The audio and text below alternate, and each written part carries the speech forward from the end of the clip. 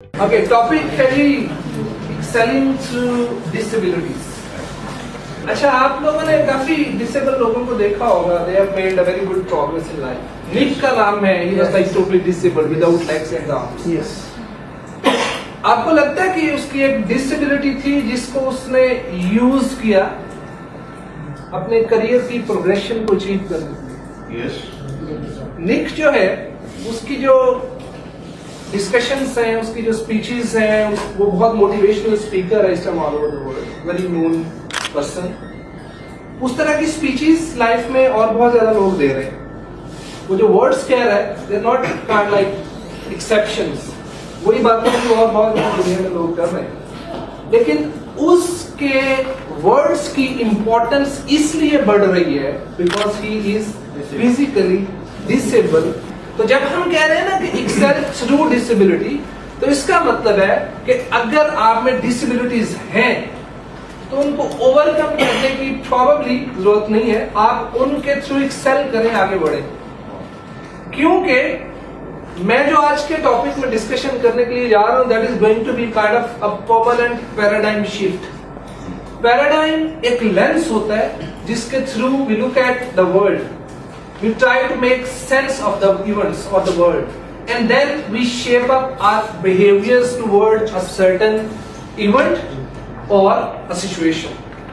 For instance, paradigm, एक religion एक paradigm होता है। किसी भी क्वेश्चन को आपने आंसर करना है तो लोग रिलीजन की पैराडाइम को यूज करके उस पर्टिकुलर क्वेश्चन का आंसर दे रहे होते हैं। इसलिए अभी तक की पैराडाइम जो स्टेब्लिश्ड पैराडाइम है, उसमें ट्रेनिंग्स कंडक्ट की जाती है to overcome disabilities. Every person is singing a song. You should not be disabled. किसी किस्म की disabilities होंगी, you'll be lagging behind in your career. I have personally observed and I personally say with full confidence, there is no disability in this world. If there is any disability, every person in this world on this earth is somehow, some way disabled. मैंने आपसे एक question किया कि आप अपनी disabilities लिखे और आपने कितनी तेजी से लिख दी, यानी आपको कितना कॉन्फिडेंस है कि आप वाकई डिसेबल हैं।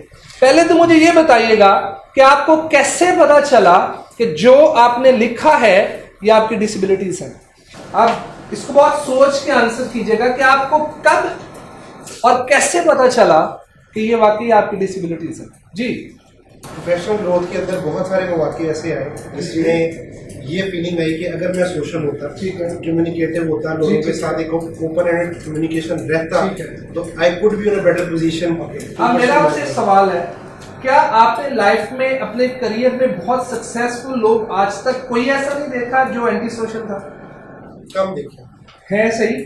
बहुत इसका मतलब है आपका हाइपोथेसिस फुली प्रूव नहीं होगा। ओके, अब मैं आपको एक बात बताता हूं। अगर मैं आपसे पूछूं ना कि आपके पास इसका कोई ऑब्जेक्टिव एविडेंस है, आपने कोई रिसर्च कंडक्ट की, तो पहली बात है आपने कोई रिसर्च ही कंडक्ट नहीं की। ये जो आपके माइंड में ख्याल था ना, ये किसी ने डाल दिया।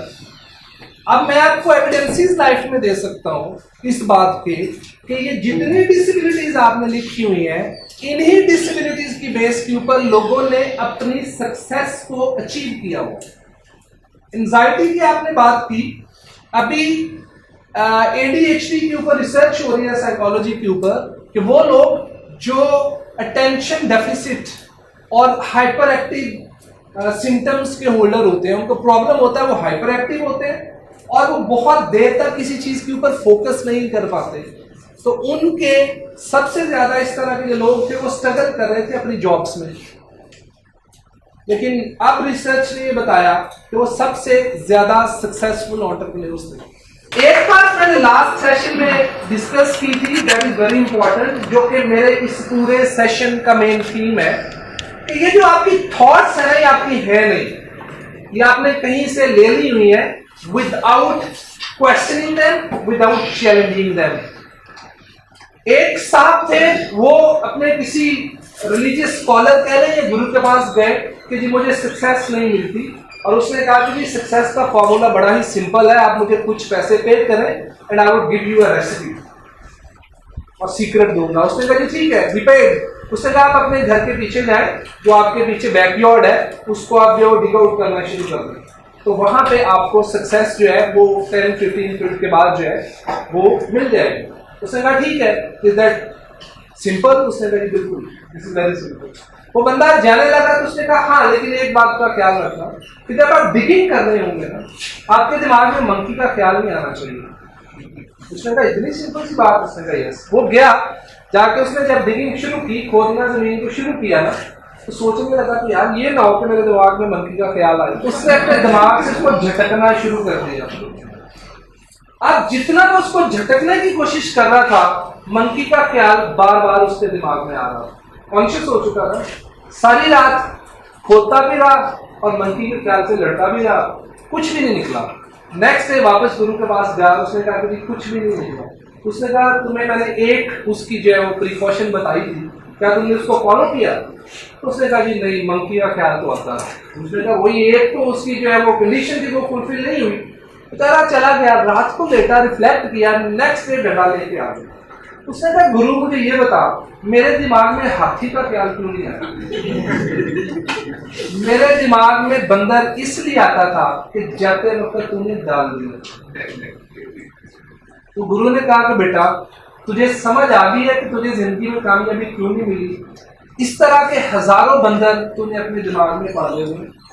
वो जब भी तू कोई इनिशिएटिव लेने की बात करता है, जब भी तू कोई ऑटो बॉक्स थिंकिंग में जाने की बात करता है, जब भी तू अपनी एग्जिस्टिंग पैराडाइम्स को एक दफा से शेकअप करके नई पैराडाइम्स डेवलप करने की बात करता है, वो किसी न किसी खौफ, किसी न किसी प्रेशर की शक्ल में वो बंदर तुम्हारे दिमाग में आ जाते हैं। तुम उनको झटकने और सोचने की कोशिश शुरू कर देते हो और आपका जो मेन टास्क है वो रह जाता है। अपनी लाइफ में से बंदर को सबसे पहले तो आइडेंटिफाई करो और फिर इनको रिमूव कर दो, तो सक्सेस विल बी योर्स।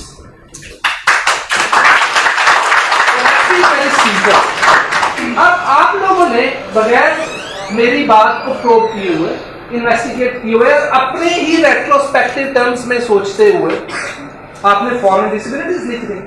अच्छा, अब जब मैंने आपसे क्वेश्चन किया कि आपको इनका कैसे पता चला, तो आपके पास इसका कोई ऑब्जेक्टिव एविडेंस नहीं है, रिकॉर्ड नहीं है। इसका मतलब क्या हुआ? ये सारी की सारी जिनको आप डिसेबिलिटी समझ रहे हैं, इसका वर्ड या तो डिक्शनरी ने आपको बता दिया, या कभी आपने स्कूल में पढ़ लिया, आपके माँ बाप ने बता दिया होगा, आपके साथ हमसायों ने बता दिया होगा, आपके फ्रेंड्स ने बता दिया होगा, या फिर आपकी ये for instance anxiety, over thinking, autism जिसको हकलाना बोलते हैं, इस तरह की दूसरी चीजें, स्पीच प्रॉब्लम, इसके ऊपर जब एक इलिटरेट सोसाइटी ने बहुत इनडिसेंटली आपको बिहेव किया होगा, तो आपने सोचना शायद शुरू कर दिया कि ये मेरी डिसेबिलिटी है।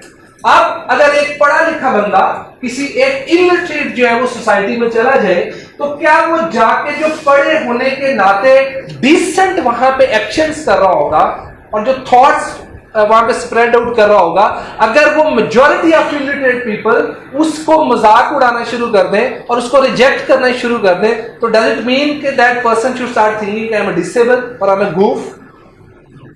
So first of all, you should be confident enough कि किसी भी रियलिटी को एक्सेप्ट करने से पहले उसको बहुत अच्छी तरीके से क्रिटिकली एनालाइज कर लें। क्योंकि मैंने कहा ना, पैराडाइम्स इतनी स्ट्रॉन्ग होती हैं कि हमारी पहले भी डिस्कशन हो चुकी है कि जब आप लाइफ में किसी भी इवेंट को ऑब्जर्व करते हैं तो सबसे पहले हम साइकोलॉजिकली उसको अप्रेज करते हैं। अप्रेजल का मतलब उसकी इवैल्यूएशन करते हैं इन टर्म्स ऑफ गुड और बैड।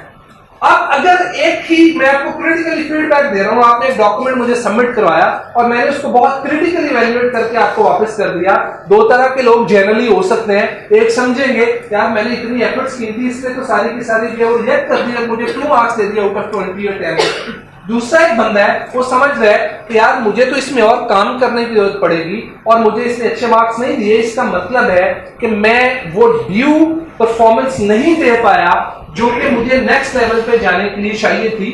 और जो बंदा मुझे रेट कर रहा है उसका अपना प्रोफाइल और इंटेलेक्चुअल कैपेबिलिटी बहुत हाई है, इसलिए अगर मैंने लाइफ में प्रोग्रेस करके अपने इस शेल को ब्रेक करके नेक्स्ट जोन में जाना है तो मुझे इसकी एक्सपेक्टेशंस को मीट करना पड़ेगा।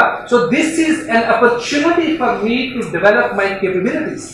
तो ये 2 अप्रेजल्स हैं। दो मुख्तलिफ लोग करेंगे। अब एक वो बंदा है जिसने इसको नेगेटिव सेंस में ले लिया, उसकी एक अपनी पैराडाइम चलती हुई आ रही है। दूसरा जिसने इसको पॉजिटिव अपॉर्चुनिटी के तौर पे ले लिया, वो आगे बढ़ जाएगा। तो इसी तरह आपकी अपने बारे में जो थिंकिंग है, जो थॉट है, वो बहुत इंपॉर्टेंट होती है कि आप अपने आप को एबल समझते हैं या डिसेबल समझते हैं। तो मैं आपको ये बात आज बहुत ही जो है, और ये मेरा एजेंडा था जब हम इस पूरी ट्रेनिंग सेशंस के लिए टॉपिक्स डिसाइड कर रहे थे, क्योंकि मैंने ट्रैवल किया ऑल ओवर द वर्ल्ड। अभी रिसेंटली उस एरिया से भी आया हूं, वहां पे भी इशू है। वहां पे भी स्टूडेंट्स अपने एजुकेशन सिस्टम में होते हुए जब अपनी सोसाइटी को ऑब्जर्व कर रहे होते हैं, तो समहाउ उनके अंदर ऐसे क्यूज डेवलप हो जाते हैं कि यहां पे हम परफॉर्म नहीं कर सकेंगे। और जब हम उनको कॉन्फिडेंस देते हैं तो पता चलता है पोटेंशियल भी है, अपॉर्चुनिटी भी है, same is happening over here. तो इसलिए पहले तो इस बात को क्लियर कर ले। एक पॉइंट की यही पे जरा नोट कर लीजिएगा कि आपके माइंड में कोई गोल है जिसको आप अचीव करना चाह रहे हैं। अच्छा, इसका मतलब यह है कि डिसेबिलिटी कोई यूनिवर्सल कॉन्सेप्ट ही नहीं है। यूनिवर्सल कॉन्सेप्ट ही नहीं है। क्या पूरी दुनिया में सब लोगों के गोल्स सेम होते हैं? अच्छा, जिसको आप सक्सेस कह रहे हैं ना, ये तो बहुत एब्स्ट्रैक्ट सा वर्ड है ना। आप कुछ एक्टिविटीज करते हैं जिसके नतीजे में अल्टीमेटली जो भी आपका क्राइटेरिया है सक्सेस का, आप उसको अचीव कर लेते हैं। तो लोग तो गोल सेट करते हैं टास्क की बेस पे, एक्टिविटीज की बेस पे। उस तक ना पहुंचने में जो भी चीज हाइल हो रही होती है आप उसको कहते हैं डिसेबिलिटी।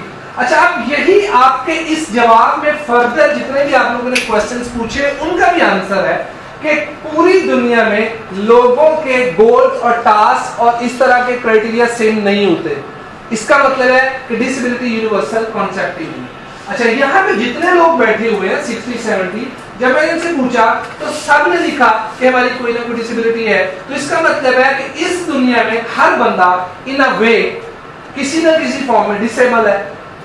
अच्छा, अब जब वो डिसेबल है तो इसका मतलब है कि जब पूरी दुनिया डिसेबल है तो फिर उसको हम एज एन एक्सक्यूज कैसे यूज कर सकते हैं?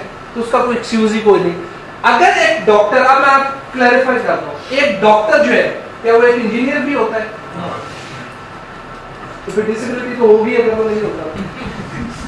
इस डेफिनेशन में अब मैं एक डॉक्टर से कहता हूं कि ये जरा मशीन से मुझे रिपेयर करके देना, वो नहीं कर सकता, उसके पास नॉलेज ही नहीं, क्या वो डिसेबल होगा? अब मैं भला आपको किस पॉइंट की तरफ लेकर के जाना चाह रहा हूं, ये मैं सेकंड हाफ में एक्सप्लेन भी करूंगा, अभी दिखाऊंगा भी। आप अपना गोल सेट करते हैं और उस गोल को अचीव करने के लिए एफर्ट शुरू कर देते हैं।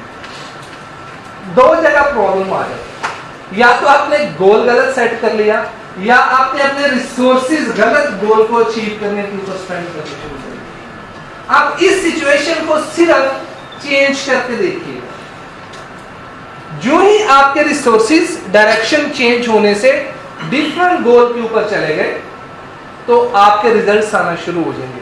डिसेबिलिटी ये नहीं होती कि एक डॉक्टर से आप ये एक्सपेक्ट करना शुरू कर दें कि वो मशीन को ऑपरेट करके दिखाए, या इंजीनियर से कहें कि बॉडी को ऑपरेट करके दिखाए। जब आपने रॉन्ग रिसोर्सेज, रॉन्ग डायरेक्शन में, रॉन्ग प्लेस के ऊपर इन्वेस्ट कर दिए तो वो रिजल्ट्स नहीं प्रोड्यूस हो रहे जो आप चाह रहे हैं।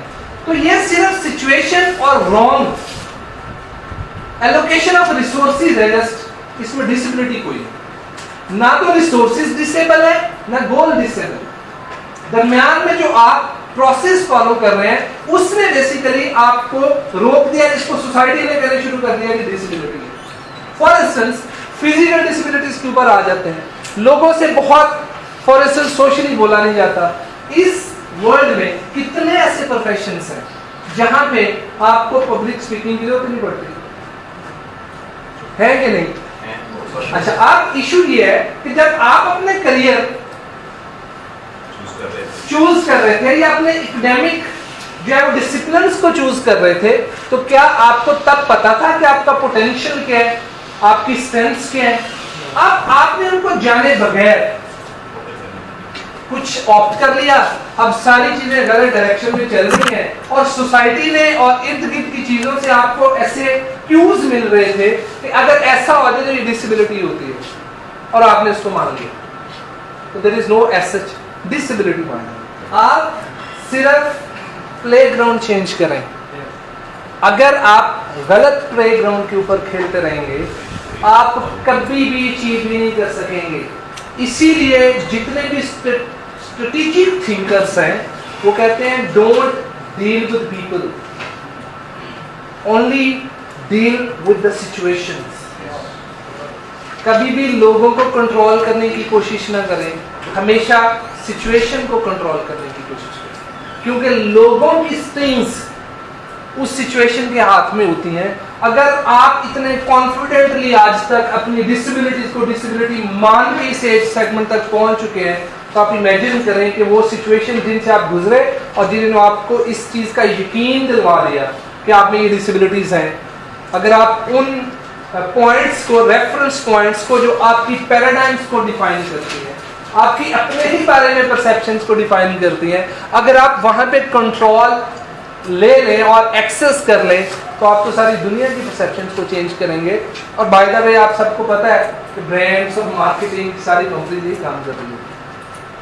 कभी कोई आपकी नज़र में टेररिस्ट होता है, कभी मुजाहिद होता है, कुछ देर के बाद उनका नैरेटिव चेंज होता है, वो मुजाहिद टेररिस्ट हो जाता है, टेररिस्ट मुजाहिद हो जाता है, सारे के सारे इसी तरह चल रहे हैं।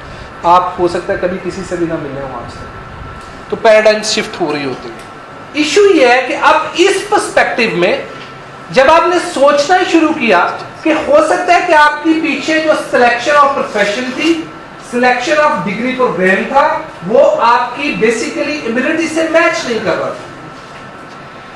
अच्छा, आप वो डिसेबिलिटी आपकी इसलिए नहीं है कि आपका जो एजुकेशन सिस्टम है यहाँ पे रहते हुए उसने कभी आपको वो ओरिएंटेशन नहीं दी। आपके पेरेंट्स आज तक हम देख रहे हैं फोर्स कर रहे हैं कि बेटे के अच्छे नंबर आ गए या बेटी की अब क्या करेगी, या डॉक्टर बनेंगे, इंजीनियर बनेंगे।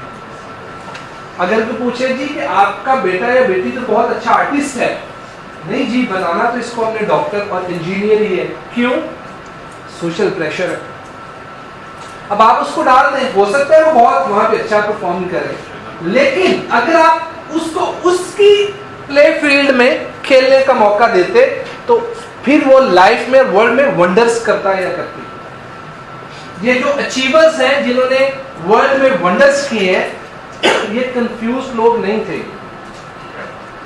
सिंपल सी बात है, ट्रेनर बनने के लिए जा रहे हैं और ये ट्रेनिंग ऑफ ट्रेनर्स है, तो इशू ये है कि अब आपके पास कैपेबिलिटीज होनी चाहिए, कैपेसिटी होनी चाहिए कि अगर लोगों में फॉर इंस्टेंस सर्टेन डिसेबिलिटीज हैं तो आप उन डिसेबिलिटीज को, एक तो यह है कि आप उनकी पैराडाइम चेंज कर दें और लोगों को पता चले कि यार ये डिसेबिलिटी नहीं थी, ये जस्ट एक रॉन्ग मैच था।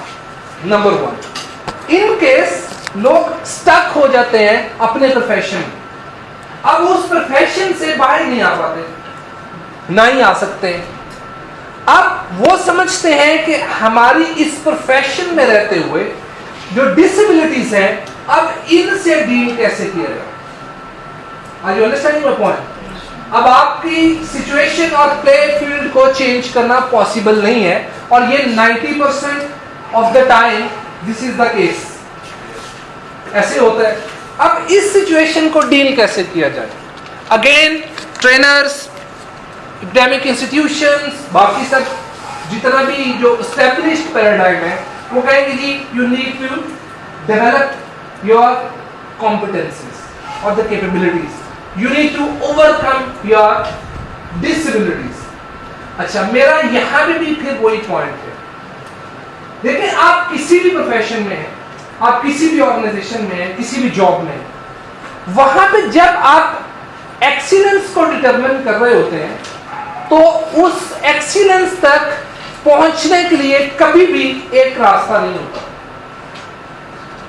इक्विफाइनलिटी का कॉन्सेप्ट ये कहता है कि there are multiple ways of reaching to the same destination.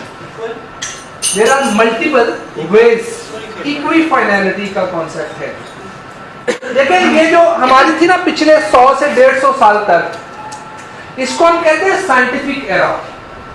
इस साइंटिफिक एरा में जो था ना साइंटिफिक मैनेजमेंट, इसने बिजनेसेस और ऑर्गेनाइजेशंस को लीड किया। फ्रेडरिक डब्ल्यू टेलर, उसने कॉन्सेप्ट दिया फाइंड वन बेस्ट वे। जो वन बेस्ट वे होता है ना किसी चीज को करने का, उसको कहते हैं साइंटिफिक मैनेजमेंट। अच्छा, आज भी अगर आप देखें तो हमारी जो बिजनेस ऑर्गेनाइजेशन है, चूंकि पाकिस्तान रहा ज्यादा मैन्युफैक्चरिंग में, हम सर्विसेज में थे नहीं, तो हमारी ये अंडरस्टैंडिंग है कि there is always only a one best way to get something done.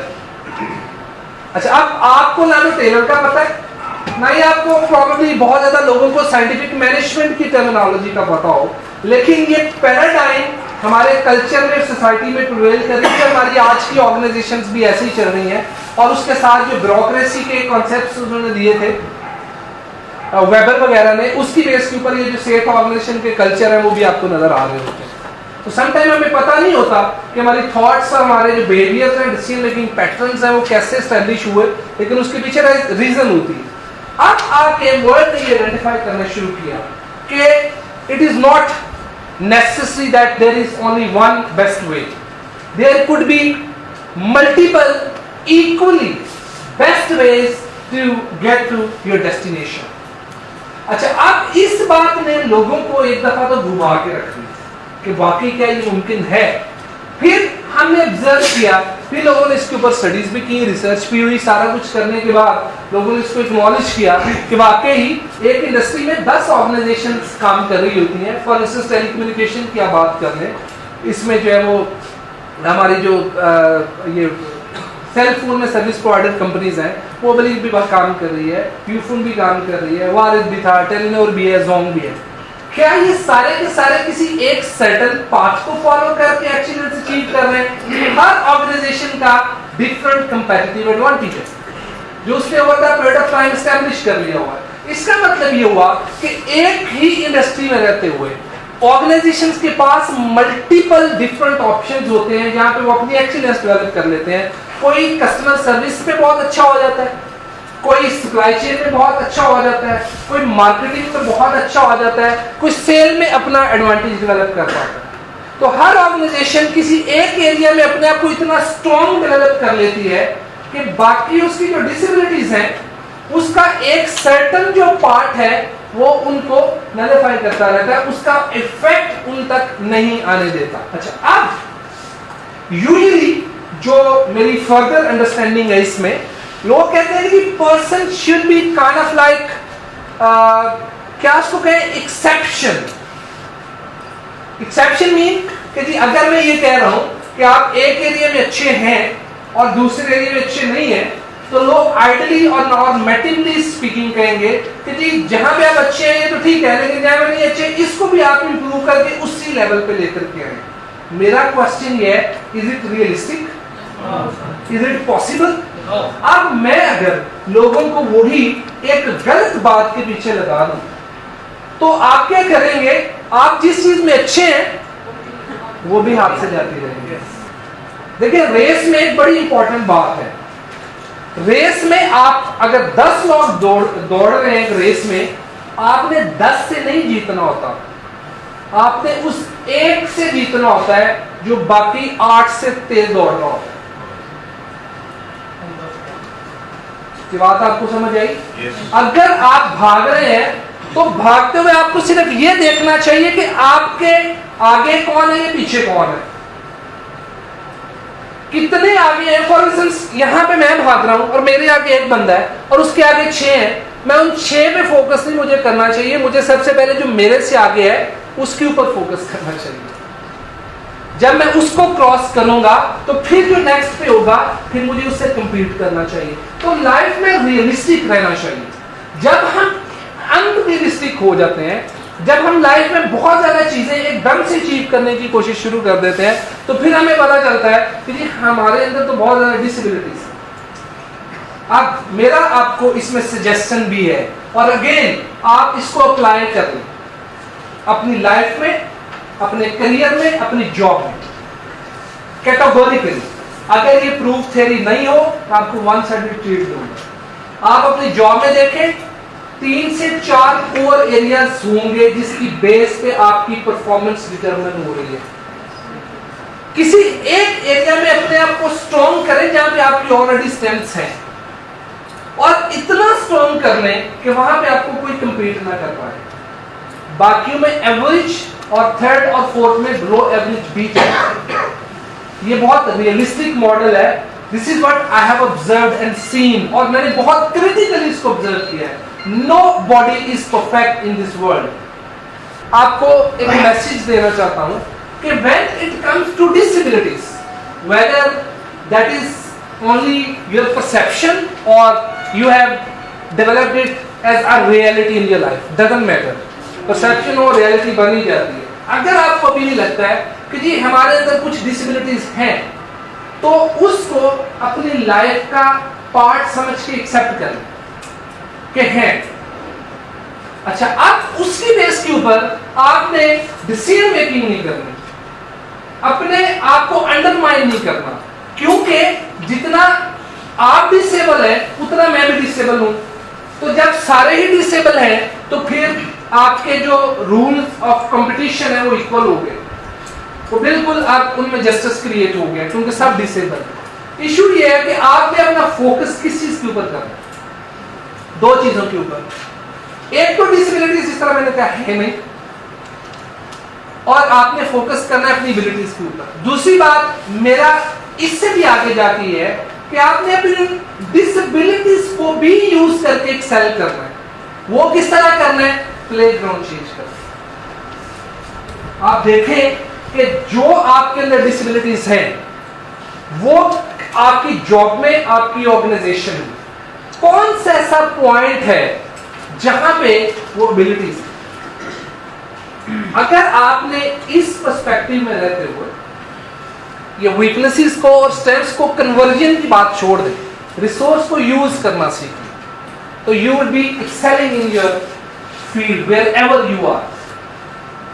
Last इसी से एसोसिएटेड है, आप लोग कुछ यंग करियर जो यंगस्टर्स हैं वो अपनी एकेडमिक डिग्रीज कंप्लीट करने के बाद ऑर्गेनाइजेशन में जाते हैं, कुछ मिडल जो है वो अपने एक्सपीरियंस की एज में है, सीनियर्स भी हैं, कुछ आप ऐसे हैं जो इंटरव्यूज भी लोगों को कर रहे होंगे। ये मैं आपको बहुत टिप बताने लगा हूं, और वैसे भी हमारा सोशल भी एक प्रॉब्लम है। किसी से कहें आप इस पाकिस्तान को, आप इस डिपार्टमेंट को, आप इस ऑर्गेनाइजेशन को, आप इस पर्टिकुलर एक एरिया को कैसे चेंज करेंगे और क्या चेंज कर सकते हैं, तो लोग अपना प्लान बनाएंगे और कहेंगे कि वी नीड दीज रिसोर्सेज। अच्छा, अब सोचने की बात ये होती है कि जब आप अपनी प्लानिंग कर रहे हैं तो क्या आपने अपनी प्लानिंग उन रिसोर्सेज के ऊपर की है जो है, या उनके ऊपर की है जो है ही नहीं?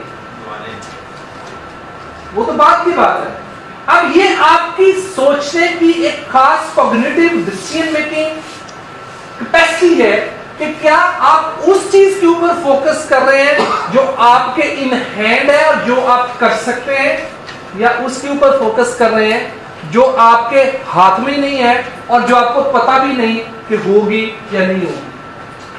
तो जब भी आप अपनी ऑर्गेनाइजेशन में जाएं, अगर आपको पता भी है ना कि आपने एक ऐसा काम करना है जिसके लिए आपको फर्दर रिसोर्सेज चाहिए, तो डिमांड नहीं करें।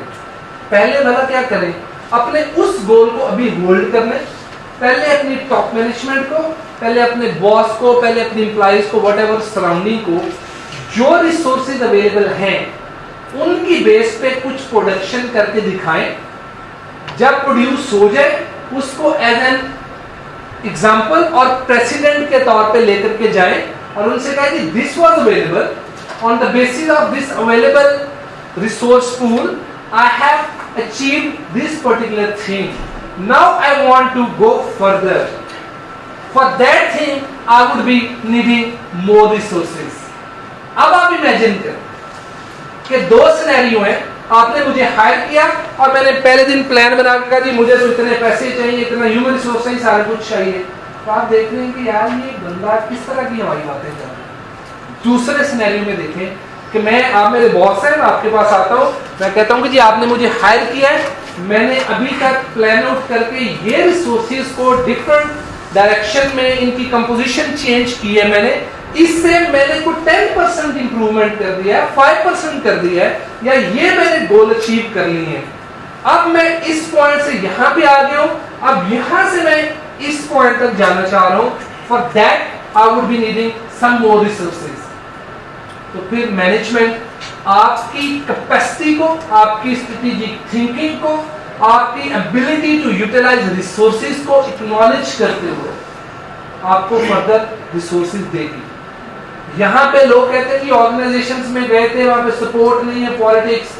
मैं जाके देखता हूँ अभी फ्रेश ग्रेजुएट आके बातें करते हैं कि ऑर्गेनाइजेशन की हम जो कॉर्पोरेट स्ट्रेटजी को ना ये चेंज कर दें।